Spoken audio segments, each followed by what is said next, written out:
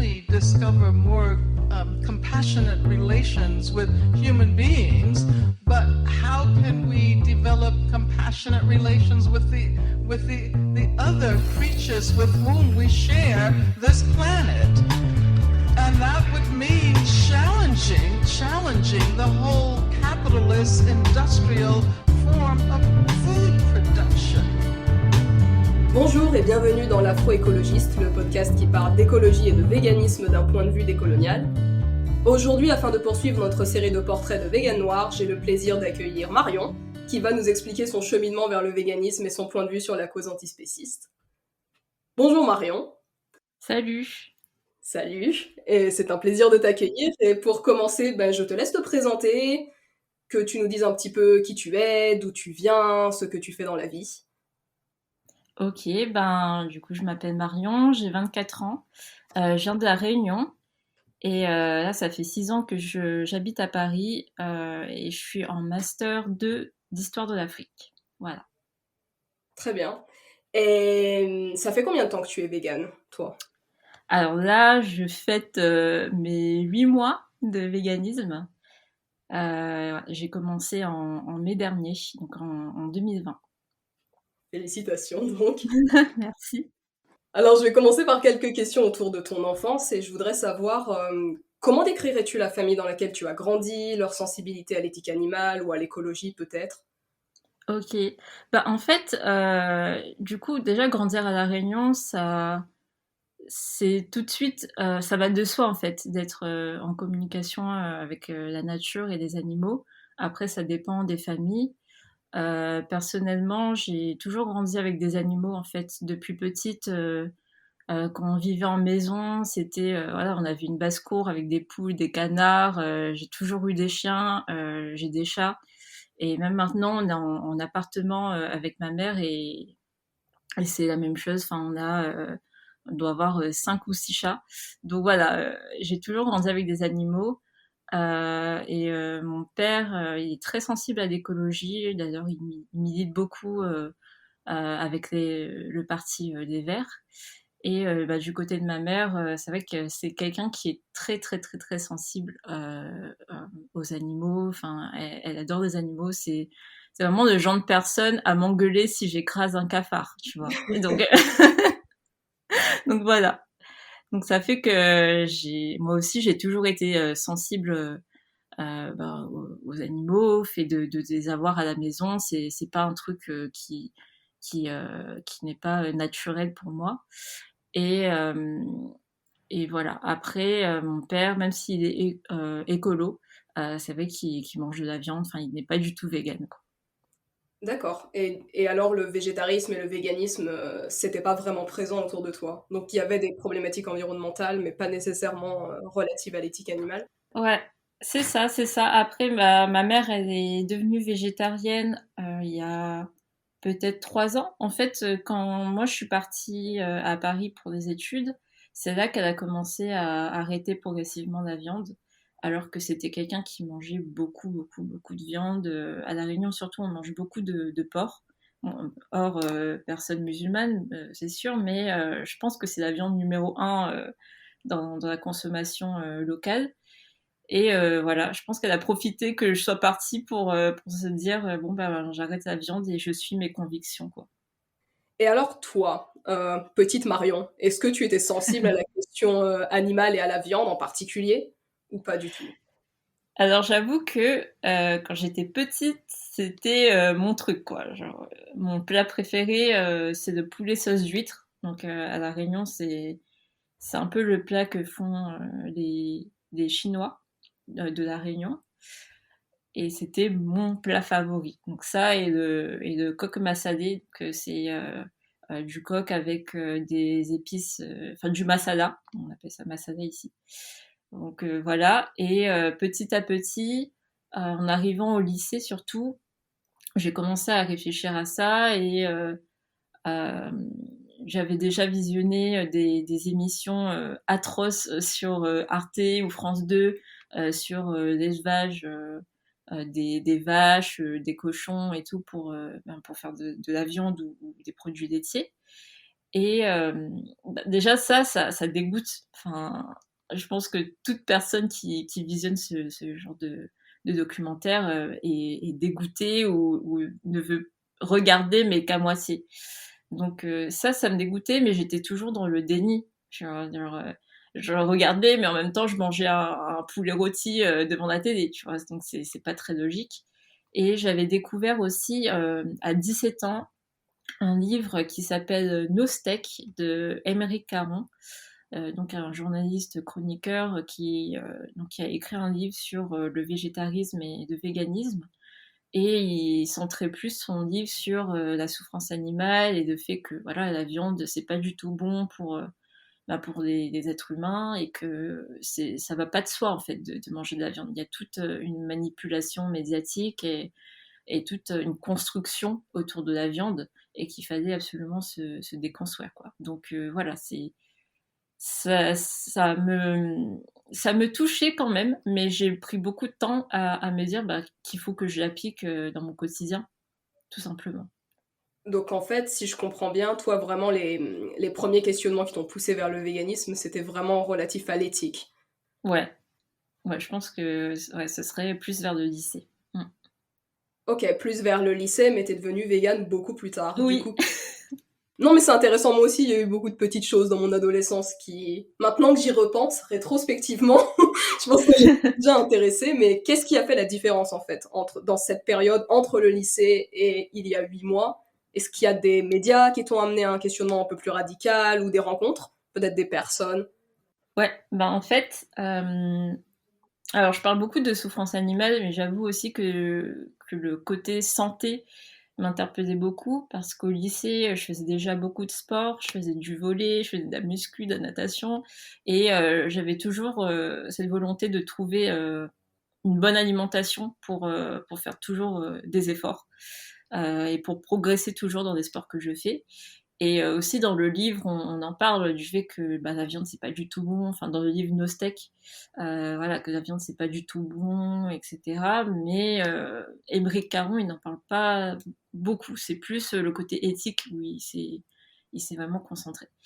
Donc voilà, le côté santé, il est un peu passé à la trappe parce que j'étais encore un peu dans le déni. Et tu sais, quand t'es jeune, tu te dis bon. Enfin voilà, quand t'es jeune, tu peux boire comme un trou et, et fumer, t'es toujours en bonne santé le lendemain. Après, voilà, je parle de jeunes valides, voilà, qui ont une bonne hygiène de vie parce que voilà, ils ont assez de moyens pour l'avoir. Donc voilà, j'ai eu quand même ce privilège, on va dire, d'être dans le déni. Mais petit à petit, je pensais à la santé aussi parce que déjà j'ai continué le sport à Paris.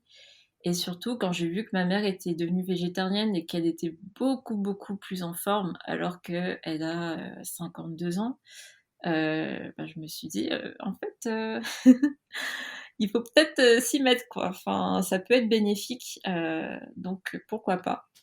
Et donc j'y ai réfléchi, En fait, progressivement, il y a des moments où je diminuais la viande, donc j'achetais plus en supermarché, mais plutôt chez le boucher. Du coup, ça devenait à une fois tous les 2 semaines ou une fois par semaine. Ça dépend des revenus que j'avais aussi pendant les études.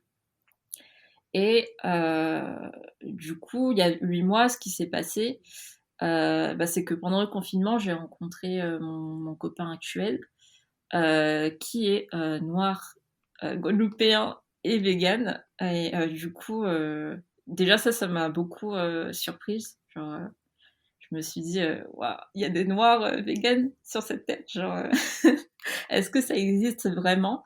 Parce que le fait que je me sois pas non plus lancée, c'est que la représentation, elle était beaucoup trop blanche à mon goût, tu vois. Donc je me disais c'était pas pour moi. Donc le fait de rencontrer et d'en parler, je me suis dit ah bah peut-être que finalement c'est fait pour moi. C'est un peu un signe en fait.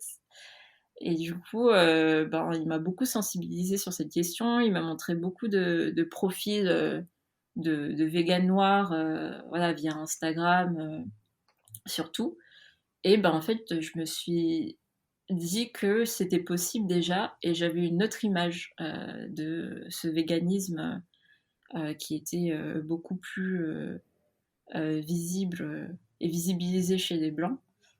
Et je me suis dit pourquoi pas. En fait, ça peut être bon, ça peut être possible de survivre en étant végane. Et du coup, ce qui s'est passé, c'est que les premières fois on se voyait, c'était lui qui cuisinait à la maison. Et il avait fait des bêtes de repas. Genre, je cherchais même plus à aller m'acheter de la viande, parce que je me disais, en fait, c'est super bon. Et pourquoi j'irais acheter de la viande dégueulasse chez Auchan, alors que, en fait, je peux manger très bien avec des trucs simples. Parce qu'au début, il faisait pas non plus des trucs avec du tofu à je sais pas combien d'euros, ou je sais pas quoi. Enfin, c'était vraiment des trucs avec des haricots rouges, du riz, des bananes plantains, des légumes de saison. Enfin voilà quoi. Et c'était excellent. Donc voilà, ça m'a mis direct dans le véganisme, vraiment. Et j'ai même pas fait de transition végétarien vegan. C'était vraiment, je suis passée de je faisais des barbecues au déconfinement en 2020 à bon en fait les gars, les filles, je suis végane. Voilà, c'est tout. Est-ce que tu connaissais des véganes non noirs avant ton copain? Oui, en fait, j'ai rencontré, d'ailleurs, c'est la première personne que j'ai rencontrée à Paris quand je faisais ma licence. C'était une fille, enfin, on est toujours amis d'ailleurs, qui est végane et blanche. Et en fait, quand on s'est rencontrés, elle était dans sa transition végétarienne, végane. Donc, elle mangeait toujours du fromage quand même, parce que bon, c'était un peu la galère de se nourrir à la cafétéria de l'université quand on est vegan. Et, et voilà, donc j'ai vu un petit peu sa transition, mais j'avoue, bon, j'espère qu'elle écoutera pas ce podcast, mais j'avoue que ce qu'elle se faisait à manger, ça me donnait pas beaucoup envie. Maintenant, elle s'est améliorée, hein, voilà. Tu t'es améliorée, hein, si elle écoute ce podcast. Mais au début, je suis en mode, c'est ça qu'elle mange ce midi? C'est que ça? Franchement, il y avait cette notion, tu sais, c'est pas consistant. Tu vois, nous, enfin, les noirs, j'ai fait une généralité, mais je suis sûre que c'est ça, les noirs, on aime bien avoir des trucs consistants, manger des trucs qui vont te faire tenir au moins jusqu'au soir si c'est un déjeuner, ou jusqu'au lendemain matin si c'est un dîner. Enfin, vraiment, le truc. Et quand on fait la relation consistance et autre chose, l'autre chose, c'est la viande, en fait. Voilà, c'est ça qui fait de gros du plat.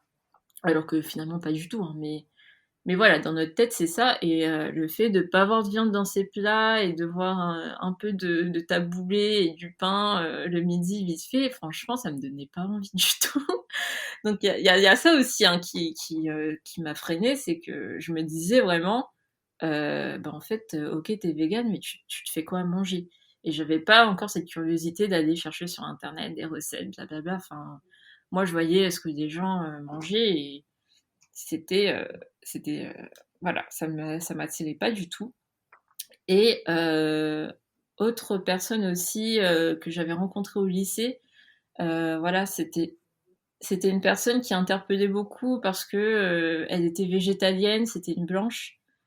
Mais on savait pas trop c'était quoi végétalien, nanana. On avait chacun nos explications, et c'était une fille qui mangeait pas du tout bien. Enfin, en plus, elle était pas du tout végétalienne parce qu'elle mangeait des panini au Nutella tous les jours.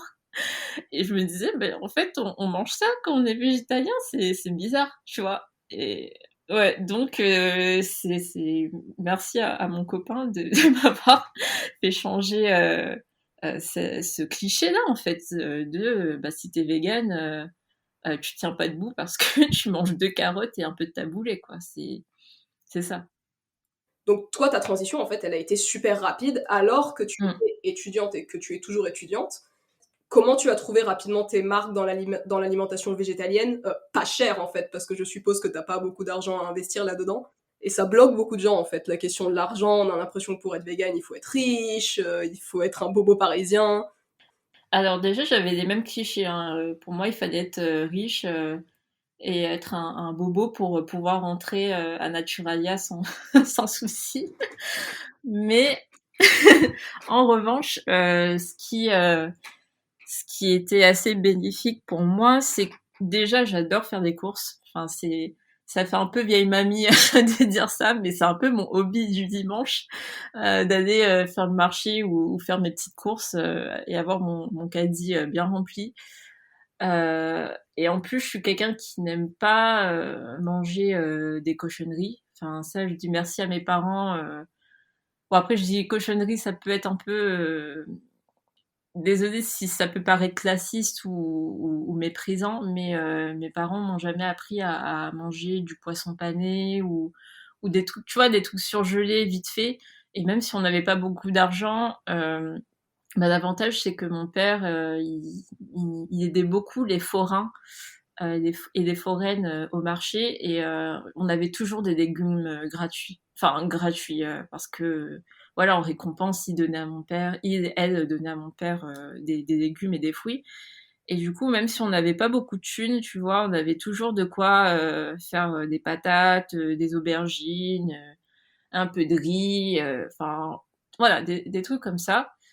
Du coup, moi, c'est resté, tu vois, ce mode d'alimentation et je suis pas quelqu'un qui va se goinfrer de bonbons ou de trucs comme ça qui sont assez chers aussi et qui remplissent un caddie alors que c'est pas du tout nourrissant. Donc ça, c'est le point fort.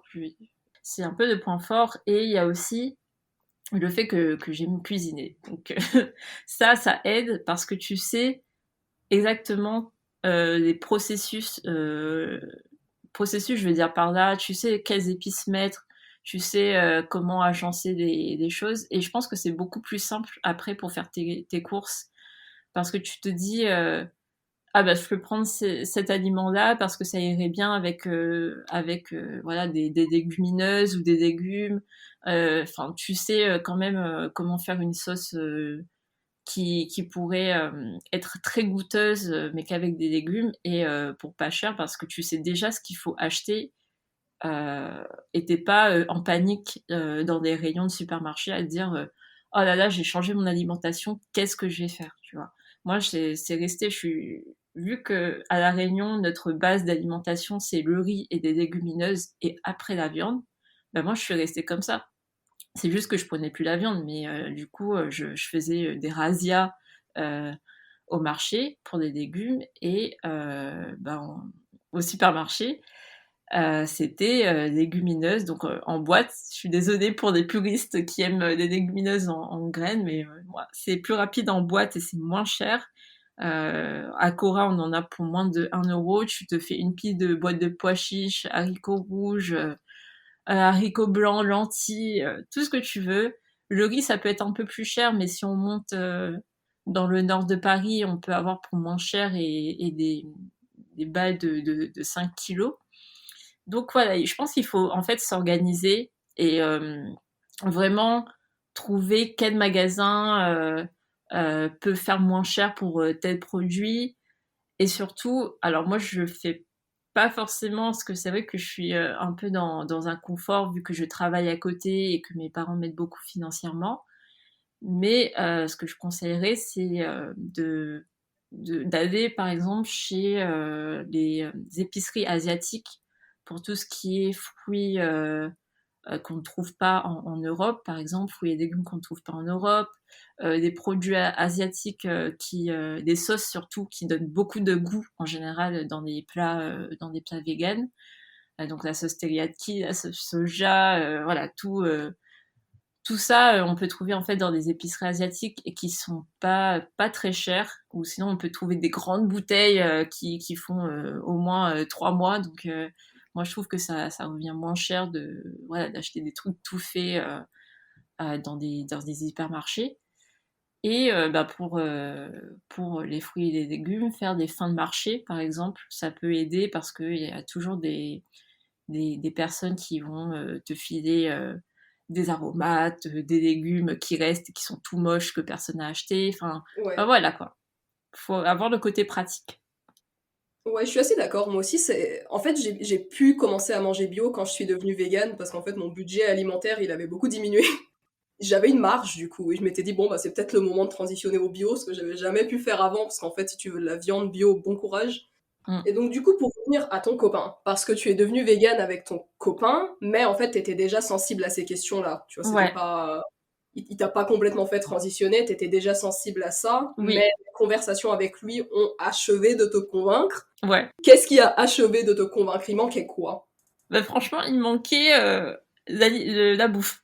Voilà, il manquait des bons petits plats, un truc pour me réveiller, parce que et aussi la représentation, ça a beaucoup joué le fait que ce soit, j'avoue, un homme cis noir qui soit vegan. Je me disais bon en fait, j'ai jamais vu ça, genre c'est chelou ça, d'où ça sort? Et bah, de bons petits plats. Voilà, ça me manquait parce que autant j'ai déjà été dans des restaurants véganes et je me suis régalée, mais je me disais toujours, ah, c'est des restos. Enfin, personne ne reproduit, enfin, à part si ouais, on est des grands gourmets, qu'on fait Masterchef, etc. Mais personne ne va reproduire ce qu'il a mangé, ce qu'il ou elle a mangé au resto. Donc voilà, quand je me suis mise à goûter les plats qu'il faisait mon copain, je me disais bah en fait c'est possible, c'est faisable et c'est accessible parce que c'est voilà, c'est des produits qui sont pas chers et c'est très bon en fait. Voilà, tout simplement. Et pour le côté voilà représentation, voilà, c'est un homme cis, etc. Et c'est pas quelqu'un qui vient de milieu bobo.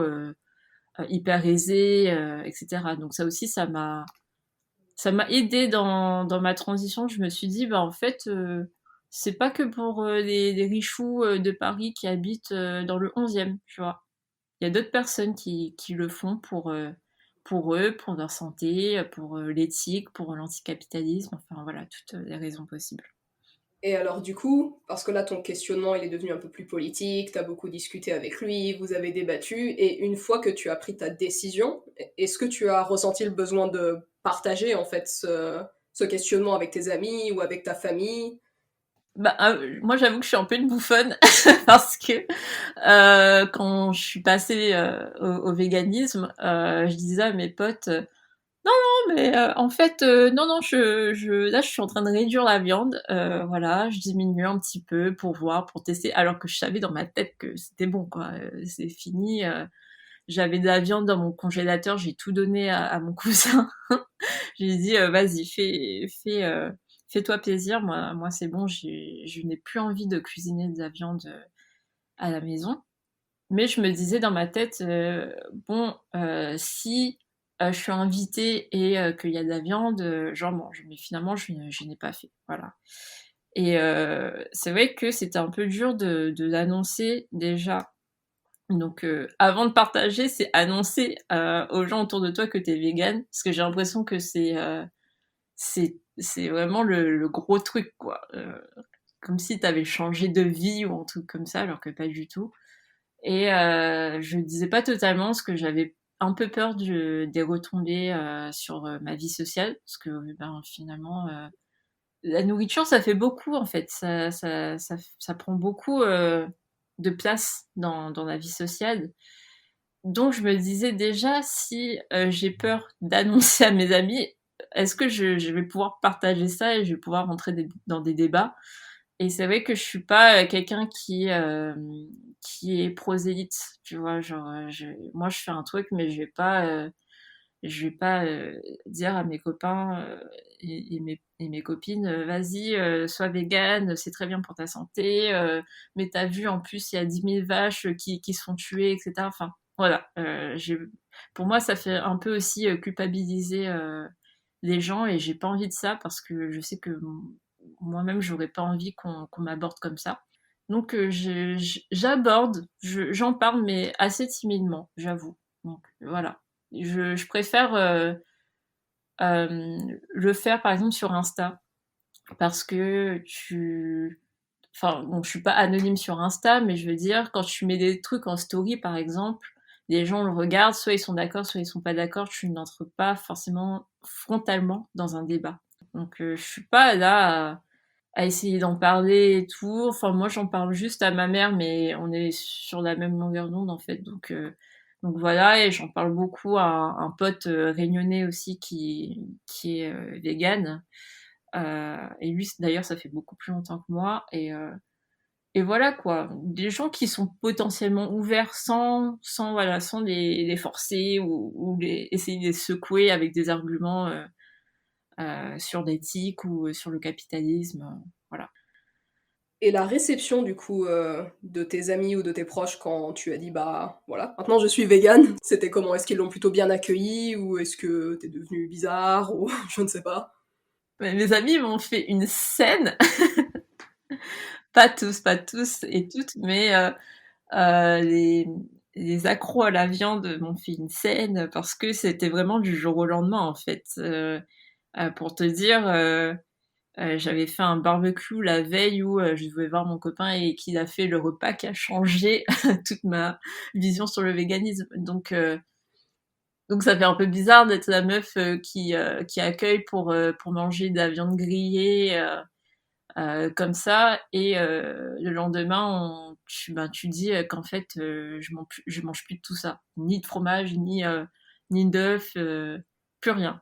Et c'est vrai que voilà, j'ai eu des petites remarques, mais après tu vois, c'est entre potes, c'est des petites boutades, c'est bon, mais c'est ah Marion elle mange plus rien, c'est bon, ah mais Marion elle mangeait de la viande avant, mais qu'est-ce qui s'est passé avec elle, nanana. Donc je vois des petits trucs comme ça, mais ça a jamais été dans la dispute non plus. Voilà, on m'a jamais dit que j'étais immorale, que j'avais perdu la tête ou quoi que ce soit. Et heureusement d'ailleurs. Voilà, j'ai des bons amis. Et au niveau de ma famille, mon père il a fait un cinéma. Voilà, ça c'est des papas. Hein, il a fait un cinéma parce que en fait il a commencé à avoir un peu peur ce qui comprend pas trop ce genre d'alimentation, ce genre de choix de vie. Et il est venu voir ma mère en disant mais c'est vrai qu'elle mange plus de viande. Ah bah moi je comprends pas, nanana, enfin tu vois, que des trucs comme ça. Moi il m'a appelé une fois, il m'a dit par contre faudra parler un petit peu de ton régime alimentaire là, parce que moi ça me fait peur, hein. Et c'est vrai que j'ai rassuré, je lui ai dit, ben papa, j'ai fait mes prises de sang il y a pas longtemps, j'ai été voir une nutritionniste qui m'a taxé en plus là, c'est hyper cher les nutritionnistes, n'y allez pas. Et bah voilà, tout s'est bien passé. Enfin ma prise de sang, bon ben sans surprise, j'étais en carence de vitamine D. Moi à Paris, de toute façon, voilà, c'est normal, et en B12, mais bon, bah maintenant, je prends ma B12 tous les jours. Et bah, la nutritionniste, je lui ai fait une liste de ce que je mangeais quotidiennement. Elle m'a dit, ok, c'est top, enfin, il n'y a rien à ajouter, quoi. Donc ça l'a rassuré. Il m'a plus fait de remarques, voilà. Et après, voilà, ma sœur, elle m'a dit que c'était hyper courageux. Ma mamie, elle est un peu sceptique, mais vu qu'en fait, comme elle m'a pas vu maigrir, et d'ailleurs, elle m'a dit que j'avais grossi quand je suis venue en vacances. Bah voilà quoi, ça l'a pas interpellée, ça l'a pas choquée, ça l'a pas fait peur. Et on avait eu cette conversation il y a quelques jours, on avait parlé de la honte ou la timidité, un peu Oui. les résistances qu'on a par rapport au fait Mm. de partager sur le véganisme, particulièrement avec des noirs, en tout cas pour moi. Comment tu l'identifies, toi? D'où vient la honte ou la difficulté de parler de véganisme? Pourquoi on se sent aussi mal de partager? Ben, je pense que c'est alors même si ça existe depuis longtemps, le terme vegan a existé depuis je sais quel siècle, depuis le 20e je crois. Bah c'est pas encore beaucoup dans les mœurs et ça reste un peu la mode de blancs voilà qui veulent changer de vie et qui ont assez de moyens pour s'acheter du kale et des smoothies hyper chers. Voilà, c'est un peu le cliché. Donc, je pense que quand on vient de milieux populaires, par exemple, ou de classe moyenne, c'est quelque chose qui peut être un peu offensant parce que on a peur d'être méprisé quand on voit quelqu'un qui est vegan, tu vois. Je pense que c'est ça, et c'est aussi le côté de se dire, bah en fait, on doit se déconstruire de quelque chose qui nous tient à cœur parce que bah, la viande, je pense que c'est pas que la viande en fait, c'est vraiment une association psychologique entre viande, souvenirs familiaux, familiales, je sais plus, voilà, mais des souvenirs en famille, euh, entre ça, entre culture, parce que c'est très important en fait, des plats voilà, de nos origines, il y a toujours de la viande en général, surtout quand on vient des Caraïbes, on vient de l'océan Indien. Et voilà, il y a ce côté, voilà, on associe beaucoup la viande à autre chose, et je pense que c'est difficile en fait de venir comme ça en tant que lambda, voilà, de personne qui n'a pas du tout de légitimité politique ou quoi que ce soit, et qui vient te dire bah en fait faut que tu arrêtes la viande parce que c'est pas bon pour toi, et en plus tu pollues la planète et tout. Donc enfin, moi je sais que j'oserais pas dire ça parce que je vais toujours me remettre en question en me disant est-ce que je suis légitime à dire ça, est-ce que je suis légitime de dire à une personne que c'est pas bien ce qu'elle fait, alors que moi-même, peut-être que, même si je suis végane, bah, dans mes autres pratiques, voilà, je détruis quand même la planète, ou peut-être que j'exploite des animaux. D'ailleurs, je tiens à préciser que je dirais plutôt que je suis végétalienne et pas vegan parce que je continue encore à porter des choses en cuir, mais c'est des choses que j'avais depuis longtemps en fait. Voilà, c'est un peu la petite parenthèse. Donc voilà, c'est difficile en fait d'avoir la légitimité. C'est vrai, ouais. Et je pense aussi qu'il y a un... Bon, toi, tu as grandi à La Réunion, mais les gens racisés qui ont grandi en France, comme c'est le cas, ben, pour moi, enfin, j'ai pas grandi que en France, mais quand même majoritairement, il y a aussi ce... La transmission de la culture, elle passe tellement par la nourriture, et il y a tellement une pression sur Oui, l'assimilation culturelle en France. Quand tu es noir, faut faire comme les blancs, faut manger ton saucisson, boire ton verre de vin. Aller voir des noirs et leur tenir ce discours-là, beaucoup vont le vivre comme une forme recyclée de discours assimilationniste. Et c'est pour ça, je pense je qu'il y a suis beaucoup d'accord. de noirs qui sont convaincus par les Instagram de noirs véganes, en fait, mangeuses d'herbe, C'est Licia, ça. et parce qu'elles font de la vraie bouffe. C'est ça, elles font de la vraie bouffe, et c'est accessible. C'est surtout ce que j'aime bien d'ailleurs avec Mangeuse d'herbe, c'est qu'elle va pas faire des recettes avec des choses que tu dois absolument acheter à Naturalia ou à je ne sais quelle enseigne bio. Et je pense que ça aide certaines personnes qui ne vont pas forcément dans ces enseignes-là parce que voilà, on n'a pas forcément les moyens d'aller chez Naturalia déjà, et aussi ce que ça représente. Enfin, je suis désolée, moi maintenant j'y vais, mais je suis un peu la seule noire dans ce magasin, à part des personnes qui sont derrière le comptoir de caisse, tu vois. Donc ça aussi, il y a ce côté représentation, et je suis d'accord avec toi. Bah, tu te fais passer pour je déteste ce mot, mais je vais dire, tu te fais passer pour une bounty, en fait, quand tu parles de véganisme avec des racisés, parce que ça reste le truc de blanc, et ça reste aussi le côté, bah, je vais te rééduquer parce que toi, ce que tu fais, c'est pas bien. Et ça passe mal, parce que c'est trop important, la viande dans la culture. C'est ça. Ce qui est intéressant, ceci dit, parce que je l'avais déjà mentionné dans le podcast précédent, mais en fait, il y a pas mal de véganes noirs. Bon, il n'y a pas de chiffres en France, de toute évidence, parce qu'il n'y a pas de chiffres sur la race, mais aux Ouais, États-Unis, c'est la population qui est proportionnellement la plus intéressée par le véganisme. Dans la Caraïbe, il y a eu des traditions véganes depuis un bon moment, les traditions itales, ce genre de choses, donc c'est assez... ouais. vraiment une association avec la blanchité qui, en fait, est historiquement et sociologiquement assez fausse. Ben, je pense aussi, ça peut être très anodin ce que je vais dire, mais déjà l'appellation vegan, le fait que ce soit en anglais, en France on déteste l'anglais déjà, donc dire ouais je suis vegan, nanana, ça fait vraiment la personne branchée qui fait des trucs dans l'air du temps et nanana, nanana, alors que euh, je connais des personnes, bon, du moins végétariennes ou piscitariens, Pescétarien, c'est ouais. ça, pescétariens qui ne vont pas le dire comme ça, qui vont pas écrire sur leur front qui le sont, parce que c'est déjà dans leurs mœurs, dans leur façon de vivre et tout. Et je pense que le fait d'avoir ce terme en anglais, je pense que pas que ça écarte beaucoup de monde, mais ça donne pas trop envie de s'y intéresser, quoi, quand on vient peut-être de classe populaire. Après, c'est vraiment une hypothèse, hein, je suis pas sûre. Mais par contre, ça me m'étonne plus maintenant. Après beaucoup de réflexions, ça ne m'étonne plus que la population qui s'intéresse le plus au véganisme soit noire aux États-Unis, parce que bah, déjà par manque de moyens. Et en fait, on est tellement doué en cuisine. C'est encore une généralité, mais je suis désolée, on est beaucoup plus doué en cuisine que les blancs. Euh, nous les noirs, et du coup ben voilà quoi, on peut se régaler en étant végétarien ou vegan.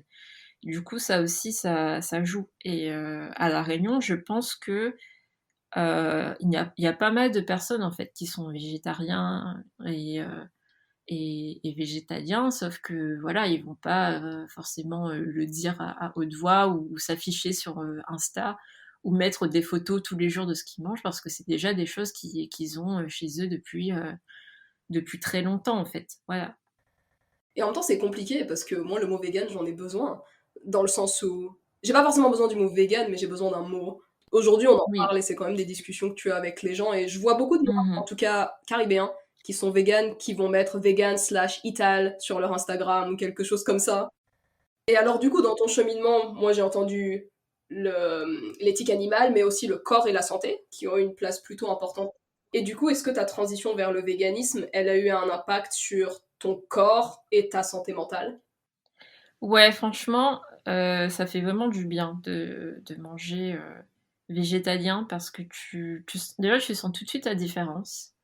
Tu te sens beaucoup plus. Enfin, moi, je me suis sentie beaucoup plus légère par rapport aux fois où je mangeais mes gros plats de viande. En plus, moi, j'adorais faire des rôtis ou des poulets qui duraient pendant toute la semaine. Donc voilà, le fait de manger plus de légumes et tout, ça m'a beaucoup, beaucoup changé. C'est sûr qu'au niveau du transit, enfin, c'est parfait, quoi. Là, tu te dis vraiment pourquoi on mange de la viande tout le temps, parce que voilà, c'est beaucoup mieux sans. Et au niveau de la santé mentale, alors évidemment ça a eu un grand impact. Euh, En fait, je trouve que enfin ça peut paraître un peu perché ce que je vais dire, mais tu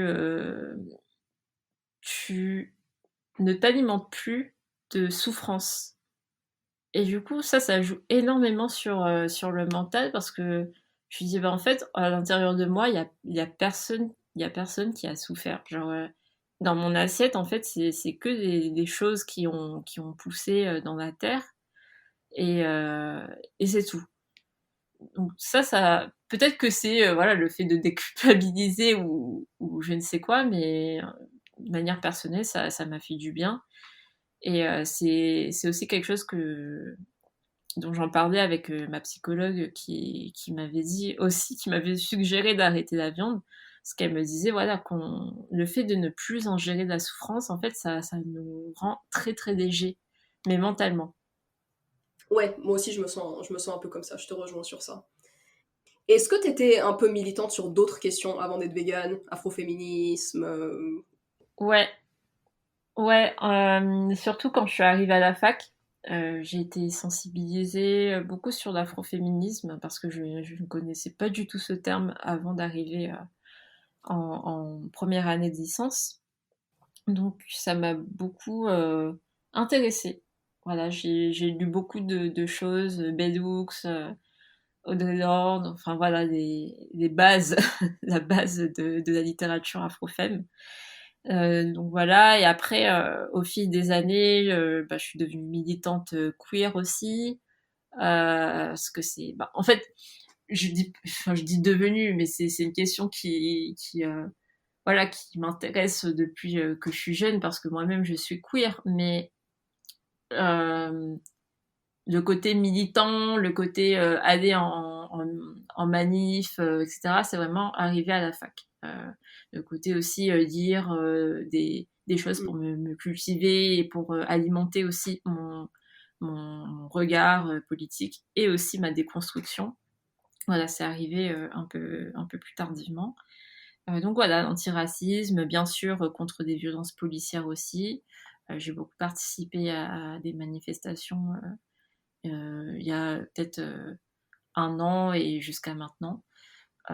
Donc voilà.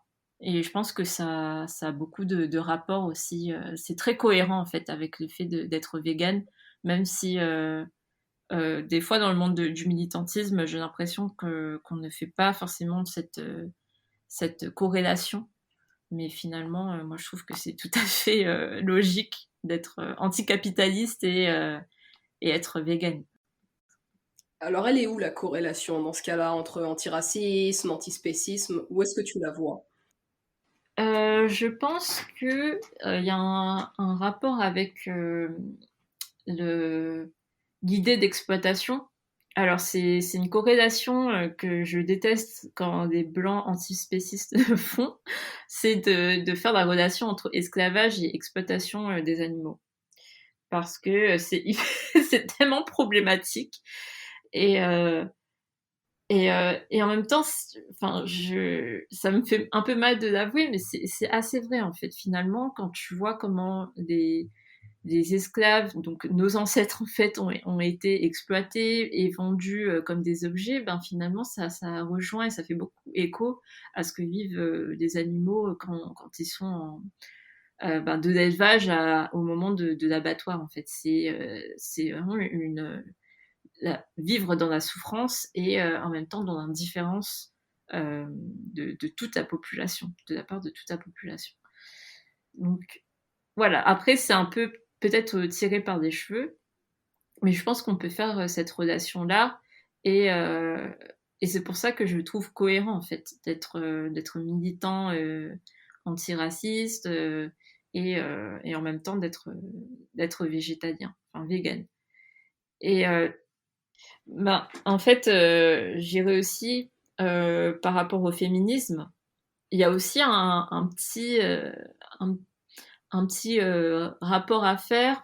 Moi, je dirais par exemple pour l'élevage de vaches laitières, c'est quand même atroce ce que j'ai vu. En plus, moi, j'ai vu ça récemment, par contre, dans quelles conditions on faisait du lait.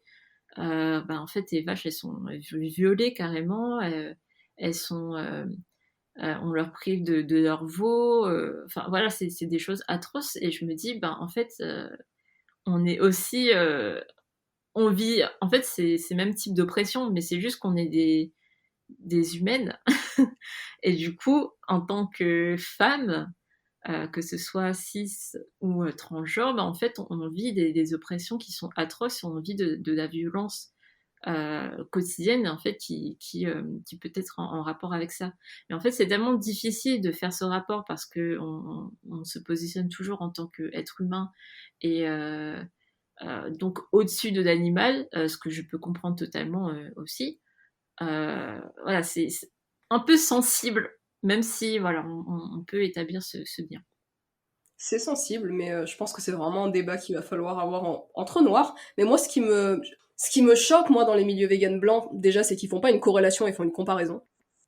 C'est deux mouvements historiques qui, en fait, sont séparés. Il y a des liens pour moi, et il y a des liens dans la naissance de l'anticapitalisme, dans la naissance du capitalisme, pardon, et du fait que toutes les exploitations qui découlent du capitalisme, elles se ressemblent. Elles se ressemblent parce que elles viennent du même elles viennent du même processus historique, donc les procédés Ah oui, d'exploitation et les manières dont on justifie l'exploitation, elles sont assez similaires. Mais moi, ce qui me choque plutôt dans les milieux mainstream vegan blancs, c'est que, en fait, c'est plus la manipulation de l'histoire des autres, parce que on est en France, on est à un moment où dire que l'esclavage c'est un crime contre l'humanité, apparemment c'est un débat. oui, Par contre, le jour où ils veulent parler des animaux, là, d'un seul coup, l'esclavage, ça devient horrible, en fait. Donc, vous êtes incapable de penser la lutte antiraciste. Vous êtes raciste. c'est Mais ça. par contre, le jour où vous voulez donner votre argument, là, d'un seul coup, vous devenez des experts sur l'esclavage et la colonisation. C'est-à-dire que vous ne pensez pas aux Noirs, mais les Noirs deviennent Ah oui, argument quand vous en avez besoin. Donc, c'est vraiment, Moi, c'est cette manipulation qui me fait grincer des dents, en fait. Si vous voulez faire des comparaisons, bah, faites des comparaisons avec les Blancs du 16e, j'en sais rien, mais ne nous Mais utilisez pas, en fait. ouais, je suis hyper d'accord. C'est ça, en fait, qui est assez insolent de leur part. Mais de toute façon, les blancs et les blanches sont toujours, ont toujours un côté insolent. Mais ouais, je te rejoins sur ça.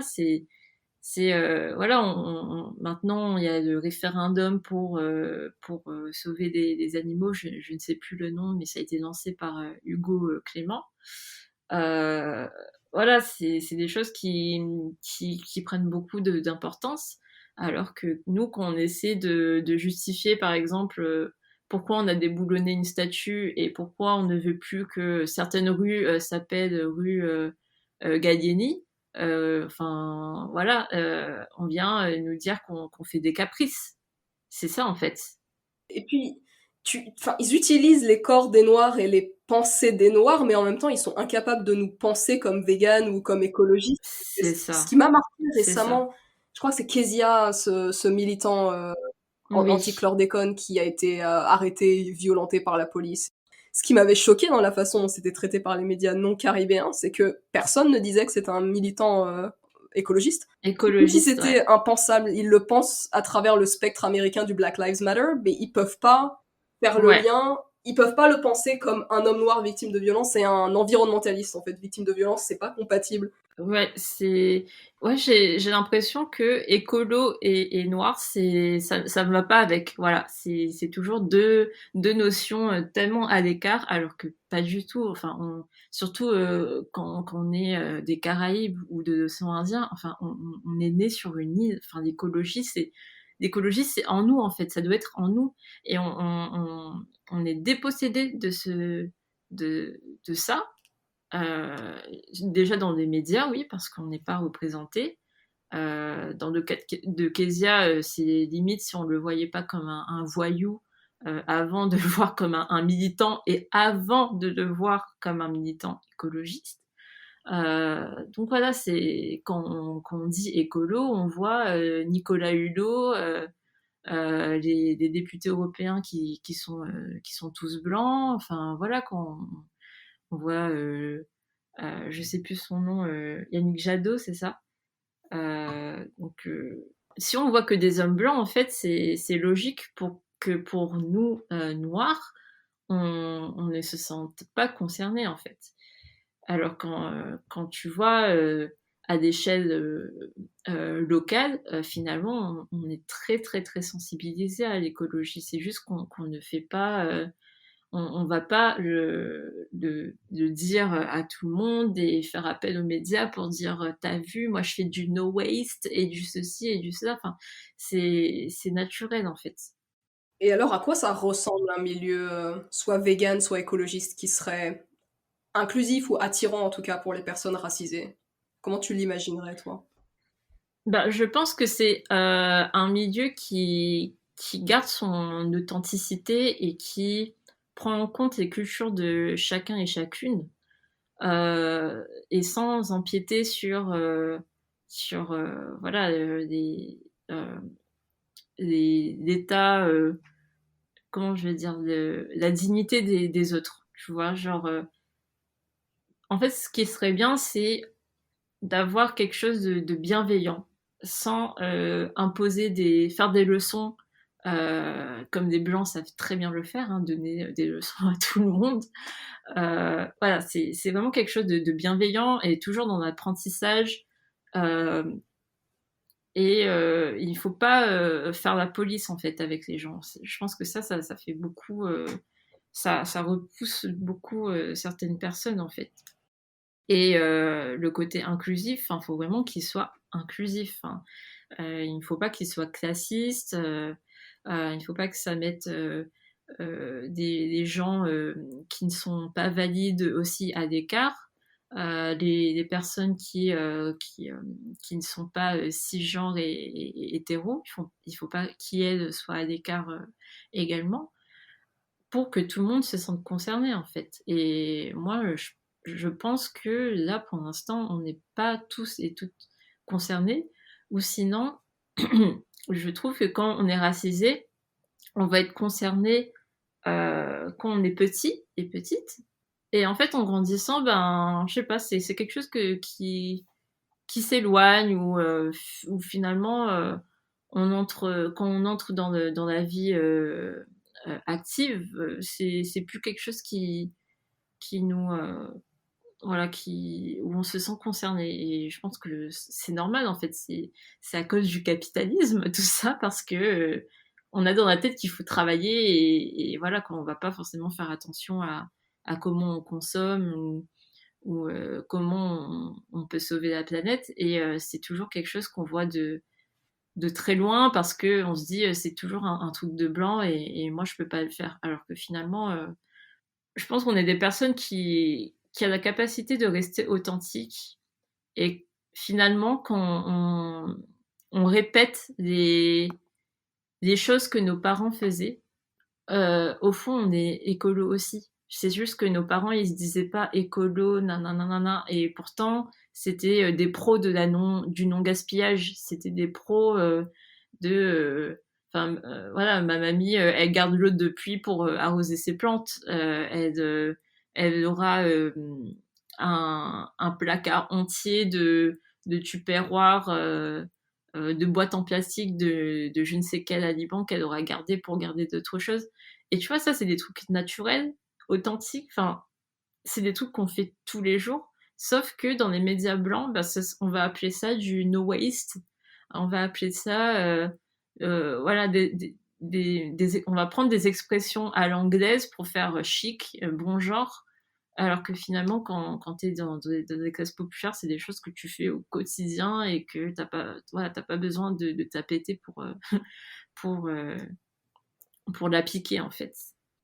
Euh, Est-ce que ton véganisme il t'a amené à réfléchir à ton identité de femme noire réunionnaise en particulier? Parce que là, tu parles beaucoup en fait de ce que les gens faisaient déjà à La Réunion, et en même temps, pour moi en tout cas, parfois parmi les véganes noirs, ça peut amener à des discours qui sont un peu idéalistes ou problématiques dans la façon dont ça peut amener à essentialiser des cultures en fait. Donc toi, comment tu te positionnes dans ces débats un peu pas de retour aux sources, parce que c'est un peu cliché, mais Mm. un peu de retour à certaines pratiques et Euh, Bah, en fait, c'était aussi quelque chose qui me faisait peur avant de passer au véganisme. Ah ben, c'est un truc de blanc. Si moi je passe vegan, on va me prendre pour une blanche. Et ça, ça me fait hyper peur parce que déjà quand tu vis pendant 6 ans à Paris, les gens ne te voient plus de la même façon quand tu rentres au pays. Euh, Tu as d'autres codes, tu as une manière de t'exprimer qui n'est plus la même. Et ça, c'est tout à fait normal, hein. Et du coup, t'es déjà vue à moitié comme une réunionnaise. Moi, on m'appelle toujours la parisienne quand je rentre, tu vois. Donc, le fait de devenir végane, enfin, ça m'a beaucoup fait questionner. Je me suis beaucoup posé la question, mais est-ce que je pourrais garder ma culture? Est-ce que je pourrais faire des plats de chez moi bah, que j'adorais, mais du coup sans viande ou sans œufs ou sans poisson? Ça m'a fait un peu peur. Et finalement, je me dis que ça m'a beaucoup rapproché en fait de ma culture. Et je pense que c'est pour ça aussi que mon père n'a pas râlé plus que ça, parce que je me suis beaucoup plus intéressée à des légumes, soit qu'on ne mange plus ou que ce sont que des anciens qui consomment, ou sinon des légumes et des fruits que je mangeais pas beaucoup au profit de la viande, etc. Et bah, que finalement maintenant je consomme beaucoup parce que sinon j'ai plus rien à manger, quoi. Et que maintenant en plus j'adore et j'apprécie beaucoup mieux. Et ça m'a beaucoup aidé dans ma quête d'identité parce que je me disais, bah voilà, moi qui me questionnais beaucoup sur mon rapport à mon identité réunionnaise et aussi ma volonté d'être militante bah, pour la Réunion, bah ça pourrait m'aider parce que si je prends connaissance des légumes qui existent, des plantes qui existent, des fruits qui existent à la Réunion, déjà pour moi ça va m'aider parce que ça va m'aider à connaître mon histoire, ma vraie culture, donc celle qui est vraiment là à la Réunion Et ça me permet aussi de me rapprocher des anciens parce que, ben voilà, quand tu demandes les bienfaits d'une plante ou les bienfaits d'un fruit, en fait, tu te rapproches beaucoup plus des personnes âgées parce que ce sont eux qui ont ces connaissances-là. C'est pas forcément Internet. Même si maintenant Internet ça aide beaucoup, mais ça permet aussi d'avoir ce lien que je n'avais pas forcément ou qu'on n'a pas forcément parce que voilà, il y a quand même un écart générationnel qui se fait. Donc en fait, ça me fait beaucoup plaisir de revenir à ces sources-là. Et je pense que ça me poussera aussi voilà, de connaître davantage sur des techniques ancestrales, pas forcément que pour l'alimentation, mais aussi pour le bien-être. Et toute l'histoire qu'on ne raconte pas en fait, parce que voilà, les méthodes ancestrales pour se sentir mieux ou pour guérir de maladies et tout, ça n'intéresse pas beaucoup de monde. Et ça reste beaucoup dans la tradition orale. Il n'y a pas forcément beaucoup de choses d'écrits, à part des écrits d'anthropologues fanatiques qui sont passés à La Réunion au 18e ou au 19e siècle. Mais sinon, voilà. Donc, je pense que ça aide beaucoup à se recentrer sur son identité, sur son île d'origine, enfin, son pays d'origine, et par rapport aux personnes qui nous entourent. Et est-ce que ça t'a aussi amené à créer, parce que on entend beaucoup comment est-ce qu'on va adapter ce plat que j'aime beaucoup. Et là, tu me parles en fait de redécouvrir des plantes ou des légumes que tu consommais peut-être pas tant que ça. Ouais. Ça t'a amené à un processus de créativité aussi par rapport à ta culture, parce que la culture ça bouge, du coup c'est pas seulement retourner aux origines, c'est aussi proposer de nouvelles choses à ta culture avec ce qui est déjà là. Ouais, franchement, j'ai passé des premières semaines où je suis devenue végane, j'ai passé des semaines à tester des trucs. Bon, au départ, c'était dégueulasse. Je me suis améliorée maintenant. Mais t'es obligé, en fait, si tu veux encore avoir des saveurs de ton enfance, il faut sortir de sa zone de confort et essayer de créer un minimum ou de réadapter des choses. Donc ça, c'est sûr que j'ai dû créer. Et je me dis qu'en fait, nos cultures, elles sont formidables. On n'a rien à envier au Naturalia qui vend des choses à 10 000 euros parce que nous, en tout cas, quand on rentre chez nous, on a tout ce qu'il faut pour pouvoir être végétalien ou végétalienne. Juste, nous, on a ce qu'on appelle des breads à La Réunion. C'est comment je peux expliquer c'est quoi les breads? En fait, c'est des mauvaises herbes. C'est des herbes comestibles que nous on mange avec des épices et tout. Et ça, on mange avec du riz et du piment. Donc déjà, ça fait un repas.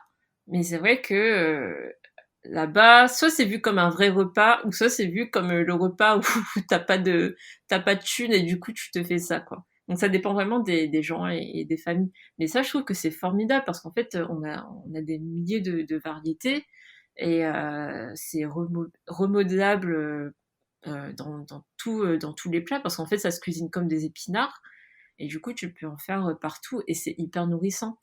Et il y a ça avec tous les légumes. Mais le problème, en fait, je pense que, en tout cas, à La Réunion, je trouve que dès qu'on voit un légume ou un fruit, ben, en fait, on va le cuisiner selon la tradition et on va pas essayer de chercher ailleurs. Et si c'est des blancs qui le font, soit ça va être formidable, enfin, si c'est un blanc qui va recréer des choses avec des breads ou du jacquier, ça va être formidable, machin, mais si c'est un Réunionnais qui le fait, ben voilà, il va être en mode... Enfin, les gens vont être en mode, oh là là, qu'est-ce que tu fais, machin, il suit pas la tradition, mais d'où il sort celui-là, et voilà. Alors que, bon, ben en fait, non, en fait, la tradition, comme tu dis, c'est quelque chose qui bouge. Enfin, moi, je trouve que la tradition, c'est une construction finalement. Donc, il faut sortir de ça et essayer d'entrer en création. Et enfin, je parle comme ça, mais je faisais partie de ces personnes qui disaient, mais non, si un légume il se cuisine comme ça à La Réunion, il va se cuisiner comme ça et pas autrement. Alors que bah, finalement, c'est ça aussi qui fait qu'on se fait un peu dépasser par les blancs, c'est que eux, on peut leur reprocher tout, mais ils ont cet art de se réapproprier des choses très rapidement et de la capitaliser très très très rapidement, plus vite que leur ombre. Et du coup, ben ça fait que t'as des blancs aux États-Unis qui font des super hamburgers avec du jacquier, vegan, nanana, alors que le jacquier c'est quelque chose qu'on mange depuis petit, en tout cas chez nous et en Asie du Sud-Est aussi. Et voilà, c'est dans nos mœurs, mais c'est juste qu'on passe à côté de cette création-là, et du coup, on va pas forcément être visible par rapport à ça, alors qu'en fait, avec nos compétences et ce qu'on sait, nous, par rapport aux épices et à l'agencement des épices et des condiments, en fait, on peut faire des trucs excellents. On peut faire des choses magnifiques, et tout en étant vegan. C'est vrai qu'on se valorise pas assez, mais il y a aussi, j'ai l'impression qu'il y a tellement cette peur de perdre la culture qui est aussi due à la colonisation parce qu'en Oui, fait, c'est une peur bien oui, justifiée oui, et du coup, il faut toujours retourner à l'authenticité, au vrai truc, ce qui en fait ouais, veut ouais, rien dire, tu vois? Il y a pas une essence, il y a pas une ouais, essence de la cuisine, mais clairement le véganisme, ça moi aussi, ça m'a amené à ça parce qu'en fait, du coup, il y a des goûts qui peuvent te manquer et du coup, ça t'amène oui. à te dire: «Mais qu'est-ce qui se passe si je fais une banane boucanée?»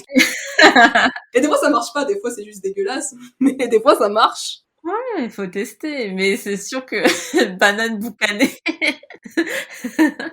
Oui, oui, franchement, il y a des trucs excellents et il y a des trucs, voilà, c'est moins bon. Après, j'avoue que je suis encore un peu dans plutôt de la réadaptation, plus que la création, parce que j'ai encore cette crainte de faire des trucs pas bons, comme, comme tu le dis, ou après, moi, il y a aussi cette peur de gaspiller de la nourriture. Je me dis, il vaut mieux que je fasse un plat que je connais hyper bien, et au pire, je mangerai au moins 10 fois par mois, plutôt que de créer, et au final c'est dégueulasse, et du coup j'ai gaspillé de la nourriture. Donc ça c'est un peu le risque, mais bon, si on prend pas de risque, c'est un peu dommage. Donc il y a ça. Qu'est-ce que tu recommanderais à quelqu'un qui a des difficultés à concilier véganisme et identité? Parce que je pense que c'est vraiment une question importante pour les Noirs. Ben, je dirais que déjà il faut revenir à la base, se questionner de pourquoi c'est aussi fragile et c'est aussi sensible la question d'identité chez moi. Donc pourquoi je pense autant à perdre mon identité? Pourquoi si je change de choix de vie, ça va atteindre mon identité? Qu'est-ce qui est fragile là-dedans chez moi? Tu vois? Parce que moi, je sais que c'était quelque chose qui était déjà fragile avant de devenir végane, donc j'aurais pu être tout à fait autre chose, et je me serais posé la question en fait. C'est vraiment, je pense que c'est une peur aussi de ne plus appartenir à un groupe, et c'est totalement compréhensible.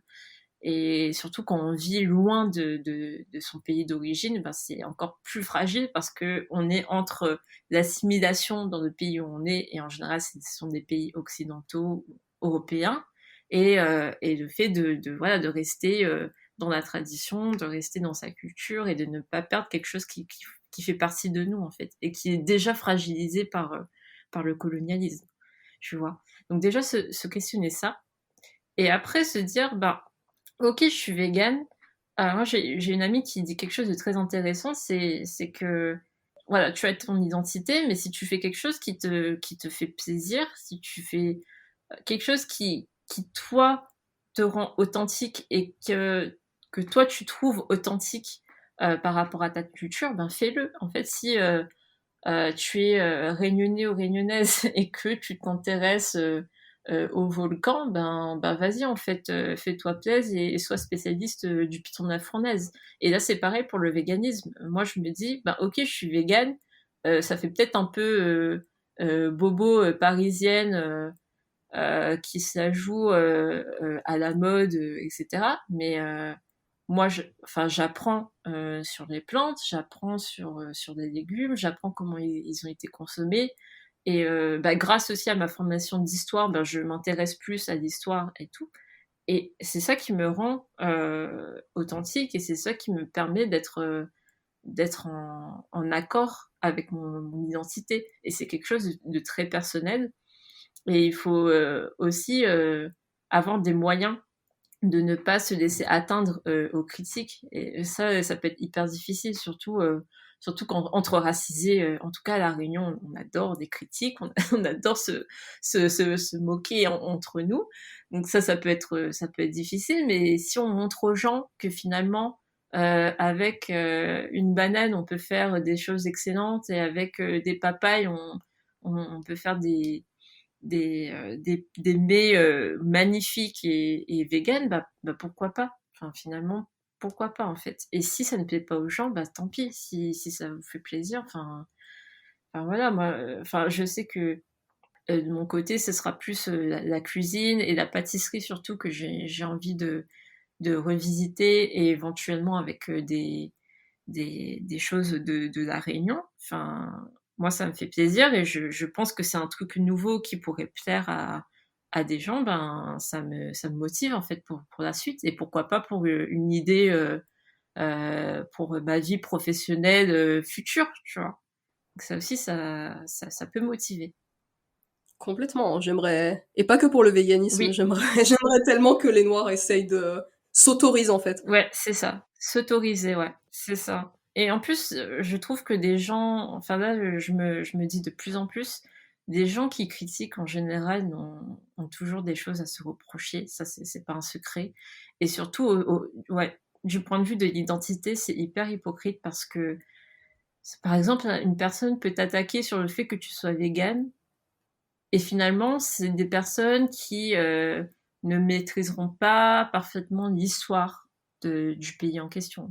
Par exemple, voilà, dans mon cas de La Réunion, si quelqu'un vient m'attaquer là-dessus, voilà, ça peut être une personne qui n'est pas, par exemple, connaisseur ou connaisseuse de l'histoire de La Réunion, alors qu'en fait, ça fait partie de notre culture.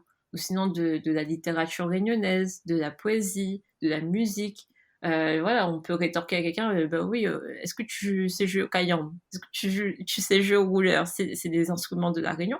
Et cette personne va te dire non, bah tu peux très bien dire, bah en fait, toi aussi t'es pas réunionnaise ou réunionnais, parce que tu sais pas jouer ça. Tu maîtrises pas le créole, tu maîtrises pas l'histoire, tu maîtrises pas le patrimoine. Il y a tellement de trucs en fait. C'est hyper riche. C'est pas parce qu'on mange plus de saucisses ou de boucanais que voilà, tout de suite on n'est plus réunionnais, réunionnaise, et que c'est fini. Donc il faut vraiment apprendre à se parer de ces critiques, et de se dire, ben moi je suis à l'aise avec ça, à l'aise avec ce que je fais, à l'aise avec mes choix de vie.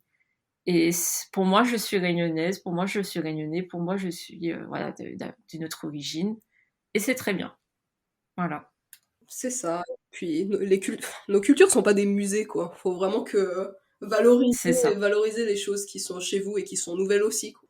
Et j'ai quelques questions, Exactement. parce qu'on a beaucoup parlé d'être noire, d'être réunionnaise, et il faut que je pose une question sur quelque chose, parce que tu poses une question qui est assez rare, qui est que tu es une femme et que tu es avec un homme noir cis vegan.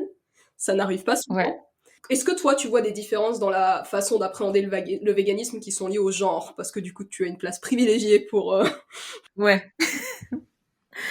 Ouais, bah, je me suis pas trop posé la question, mais en réfléchissant, c'est vrai on peut avoir des petites différences sur comment on aborde le véganisme, et comment on voit ce, voilà, ce choix d'alimentation et de vie. J'ai l'impression, mais c'est vraiment une impression, que des femmes cisgenres ou transgenres, mais en tout cas des personnes qui se sentent femmes, ont plus tendance à euh, être sensibles à la souffrance animale, à l'éthique, et pour des personnes plus politisées, voilà, l'anticapitalisme et l'écologie.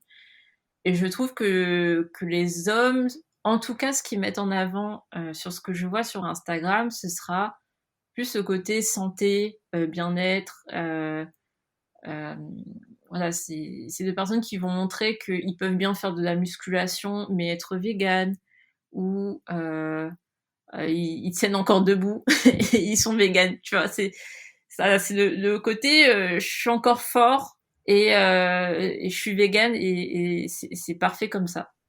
Donc voilà, c'est quelque chose que je vois un petit peu sur Instagram.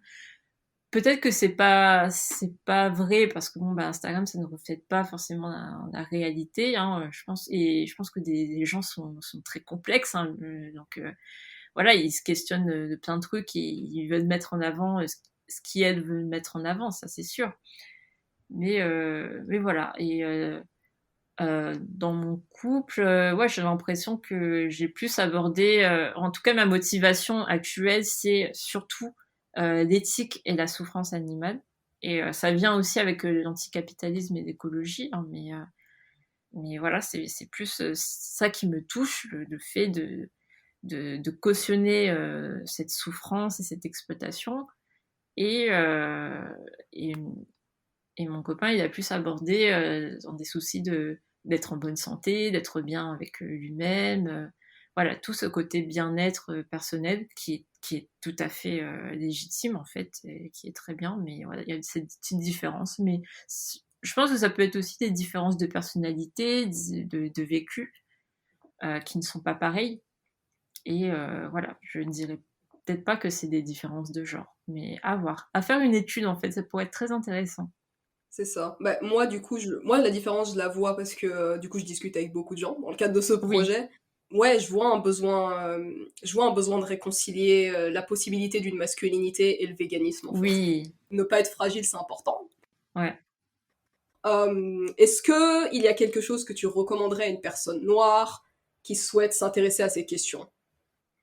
Alors déjà, de pas croire que vegan, c'est synonyme de tomber dans des pommes, parce que c'est pas du tout ça, d'être tout blême, tout maigre, enfin voilà, c'est pas du tout ça. Et d'ailleurs, voilà, le fait d'être mince ou maigre, c'est pas forcément des maladies, hein. Faut pas voir ça sur la négativité, alors que c'est vraiment un problème chez les racisés, chez les noirs. C'est un peu la peur d'être fin, d'être voilà pas solide. Il y a ce côté-là.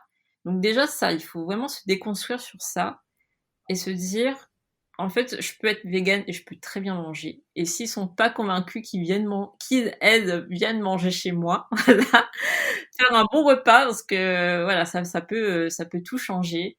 Je sais que j'ai convaincu mes amis en faisant mon anniversaire entièrement vegan. Bon, elles sont pas devenus véganes, mais ils ont adoré. Donc, je pense que voilà, c'est vraiment le goût et le repas qui va faire changer. Et surtout, documentez-vous. Sur Netflix, il y a 10 000 documentaires là-dessus. Il faut aussi aller beaucoup sur Instagram pour voilà, voir des personnes comme nous, en fait, qui sont noires, qui viennent des Caraïbes, qui viennent du continent africain, qui viennent d'océan Indien et qui sont tout à fait véganes. Et en fait, c'est pas un problème c'est pas incompatible avec l'identité noire. Voilà, c'est tout ce que je peux dire. Et est-ce que tu souhaites partager avec les auditeuristes des moyens de te contacter, Facebook, site Instagram, site web? Et tu n'as pas dit que tu faisais de la photographie, mais Marion est photographe. C'est vrai. C'est vrai que j'ai pas mentionné dans la présentation, mais je suis photographe. Donc il y a moyen de me contacter sur Instagram. Mon pseudo c'est Krioula avec un K.